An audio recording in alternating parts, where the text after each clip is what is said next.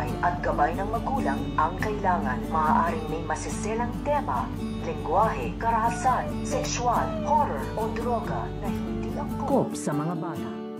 So ito nga si Darius ay tatanungin na niya dito ito nga si Mamita na kung gusto pa nga daw niyang makita at makausap ito nga daw si Apo Berta dahil nakarating na nga rin dito nga kay Darius ang paghahanap nito nga para dito nga kay Apo Berta dahil pinapahanap nga ito nito nga ni Mamita. Kaya nga ito nga si Darius ay tinanong nga dito at kinausap ng masinsinan si Mamita at nung sumagot nga dito ito nga si Mamita na gusto nga niya ditong makita at makausap ito nga si Apo Berta ay tutulong na nga rin dito ito nga si Darius sa paghahanap nito nga ni para dito nga kay Apo Berta upang matukmasan na nga nila dito kung ano nga daw ba ang katotohanan at kung ano nga daw ba ang nangyayari dito nga daw sa kanilang pamilya dahil napapansin na nga rin ito nga ni Darius ang pagbabago ng pag-uugali at pagkilos at pananalita nito nga daw kanyang asawa na ito nga daw si Lucy at malayong-malayo na nga daw ito sa kanyang nakilala at napangasawang Lucy nga daw noon. So makakaabangan nga natin dito kung matutuknasan na nga ba nito nga ni Darius ang mga pagkatago-tagong sikreto